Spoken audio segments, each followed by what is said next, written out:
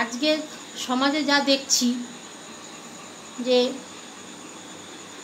স্থির ভাগ্যেই স্বামীর উন্নতি, এটা ঠিক, তো সেটা তো স্ত্রীকে সেইভাবে দিতে হবে, তাহলেই তো তবেই তো উন্নতি হবে।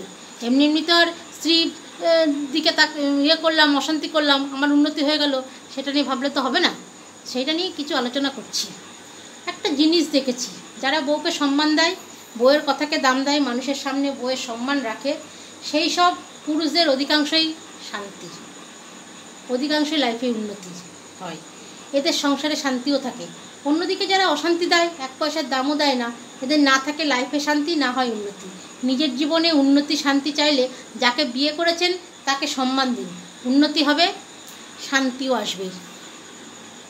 আজকালকার পুরুষদের এই কথাটা শুনলে তারা হাসবে, এই কথাটা যে বউকে সম্মান দিন বা যাকে বিয়ে করেছেন তাকে সম্মান দিন। এখনকার মানুষরা বা পুরুষ মানুষরা বউদের যতটা মানসিক অশান্তি দেওয়া যায় সেই দিকেই থাকে। কেন? কিছু কিছু ক্ষেত্রে দেখেছি বউর সঙ্গে অশান্তি করে বাইরে বেরোচ্ছে, দুখানা কাজ সুষ্ঠুভাবে হয়েছে এবং ভালোভাবে হয়েছে।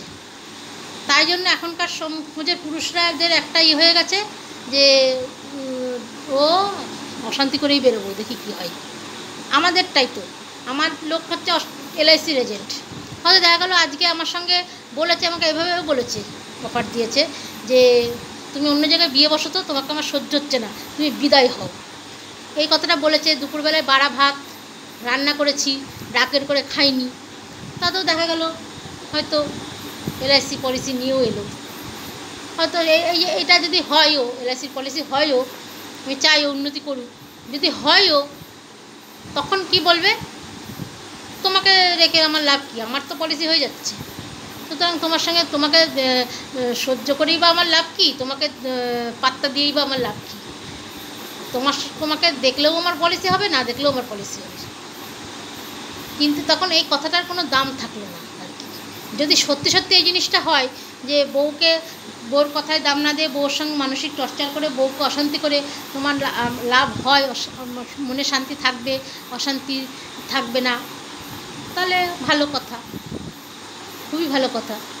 তবে যদি এই কথাটা সত্যি সত্যি ঠিক হয়, আমি একটু হলেও গর্বিত বোধ করব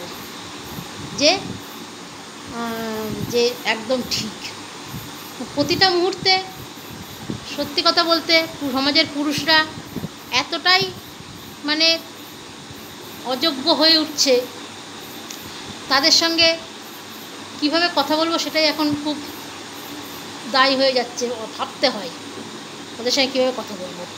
কোনো কিছুই বলি না, মনে মনে কথা বলি, শুনতে পেলে সেই নিয়েই অশান্তি করছে, তাতেও দেখছি ভালো হচ্ছে। দেখা যাক এটার মান কি থাকে কি না। আপনারাও যদি মনে হয় আমার কথাটা ঠিক হলো, কমেন্টে জানাবেন। ধন্যবাদ।